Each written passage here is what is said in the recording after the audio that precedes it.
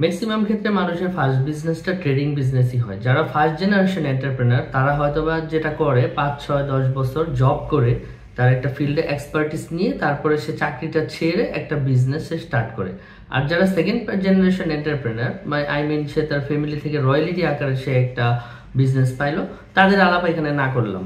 তো first generation এন্টারপ্রেনারদের first business trading বিজনেসই হয় 70-80% ক্ষেত্রে, কারণ 5-10 বছর জব করে কারো ফার্স্ট জেনারেশন এন্টারপ্রেনার কারো এরকম টাকা পয়সা হয়ে যায় না শত কোটি টাকা যে সে একটা ম্যানুফ্যাকচারিং এ চলে যাবে। ইভেন ম্যানুফ্যাকচারিং এ যাওয়ার জন্য আরো ম্যাচুরিটি দরকার আছে। সুতরাং একদম তার যা 7-8 বছর জব করে যখন তরুণ একজন ইয়াং সে বিজনেস করতে আসে, সে ট্রেডিং বিজনেসই করে। এখন ট্রেডিং বিজনেস আসলে বিজনেস ফ্রিডম 100% দেয় না।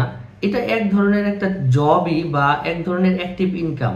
জবটা আসলে 100% অ্যাক্টিভ ইনকাম এবং ট্রেডিং বিজনেসটা 100% না হোক 80-90% অ্যাক্টিভ ইনকাম।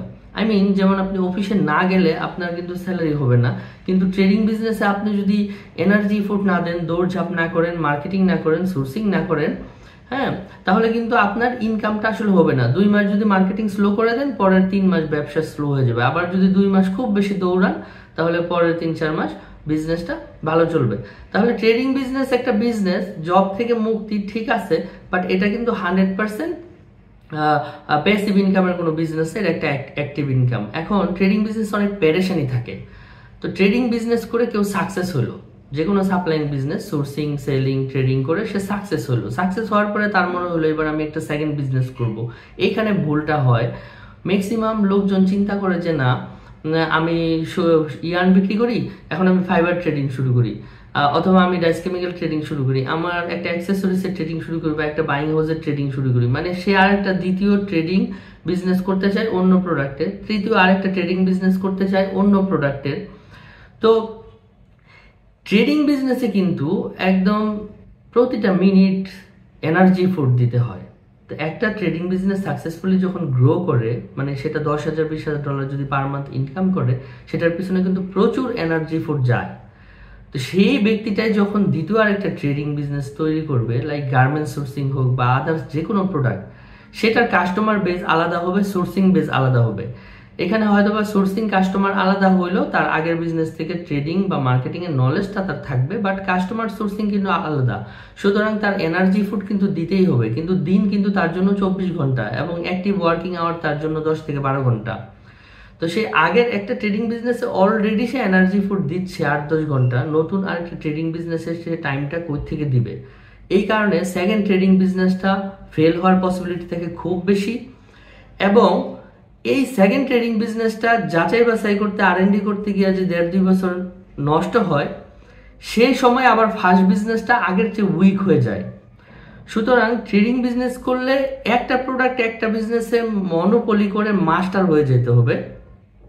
দ্বিতীয় ট্রেডিং বিজনেস তৈরি করা সেটা ঝামেলা বা অন্য কারো উপর রিলাই করতে হয়। আর ট্রেডিং বিজনেস অন্য কারো উপর রিলাই করলে সেইখানে দেখা গেলো যে পার্টনারশিপে একটা ঝামেলা হয় বা কন্ট্যাক্ট কানেকশন নিয়ে মানুষ চলে যায়, আলাদা হয়ে যায়, এই একটা রিস্ক থাকে।